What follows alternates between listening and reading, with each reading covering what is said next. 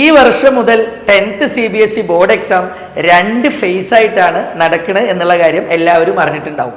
എന്നാലും വിദ്യാർത്ഥികൾക്കും രക്ഷിതാക്കൾക്കും കുറച്ച് ഡൗട്ടുകളുണ്ട്. അത് ക്ലാരിഫൈ ചെയ്യാനാണ് ഈ വീഡിയോ. നമുക്ക് CBSE പറഞ്ഞതുപോലെ തന്നെ ഈ വർഷം 2 ഫേസസ് ആയിട്ടാണ് എക്സാംസ് നടക്കുക. അതിൽ ആദ്യത്തെ ഫേസ് ആസ് യൂഷ്വൽ ഫെബ്രുവരി മിഡോടുകൂടി തുടങ്ങും.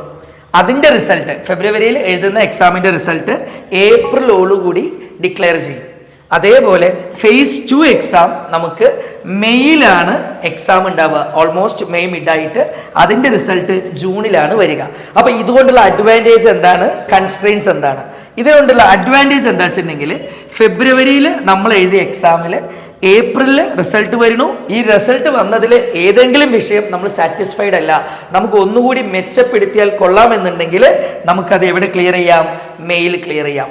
എന്നിട്ട് ഈ 2 എക്സാമിലും ഏറ്റവും ബെസ്റ്റ് മാർക്കാണ് നമുക്ക് ജൂണിൽ വരുന്ന റിസൾട്ടിലാണോ അതോ ഏപ്രിലിൽ വന്ന റിസൾട്ടിലാണോ ഏറ്റവും ബെസ്റ്റ്, ആ ബെസ്റ്റ് മാർക്കാണ് അവർ കൺസിഡർ ചെയ്യുക എന്നുള്ളതാണ് ഒരു അഡ്വാൻറ്റേജ്. ഒരു കൺസ്ട്രെയിൻ എന്താ വെച്ചിട്ടുണ്ടെങ്കിൽ ഈ ഫസ്റ്റ് ഫേസ് എക്സാം കമ്പൽസറി ആയിട്ടും എഴുതണം. ഈ ഫസ്റ്റ് ഫേസ് എക്സാം ഓപ്ഷൻ അല്ല. രണ്ടാമത്തെ ഫേസ് പലരും വിചാരിച്ച് വെച്ചിരിക്കുന്നത് അങ്ങനെയാണ്, മെയ് മാസത്തിൽ നടക്കാൻ പോകുന്ന എക്സാം എഴുതിയാൽ മതിയല്ലോ. അങ്ങനെയല്ല, ഫെബ്രുവരിയിൽ നടക്കുന്ന എക്സാം തീർച്ചയായും എഴുതണം. അതിൽ നമുക്ക് ഏതെങ്കിലും എഴുതാൻ പറ്റാതിരിക്കുകയോ അല്ലെങ്കിൽ ഇനി ഒന്നുകൂടി ബെറ്റർ ആക്കാൻ പറ്റുമോ എന്ന് നമുക്കുള്ള ഒരു ഓപ്ഷനായിട്ടാണ് ഈ ഫേസ് 2 എക്സാം. നമുക്കൊരു ബെറ്റർമെൻറ്റിന് വേണ്ടിയിട്ടാണ്. അതുപോലെ തന്നെ ഇൻറ്റേർണൽ എക്സാം ഒറ്റ തവണയേ നടക്കുള്ളൂ. അതിന് ഒരു ഫേസ് 1ഉം ഫേസ് 2 ഇല്ല. ഇന്റേണൽ എക്സാംസ് എപ്പോഴും ഒറ്റ തവണയേ ഉണ്ടാവുള്ളൂ. അപ്പോൾ ഇതിൽ ഇനി എന്തെങ്കിലും ക്ലാരിറ്റി വേണമെങ്കിൽ കോൺടാക്ട് KBS അക്കാഡമി.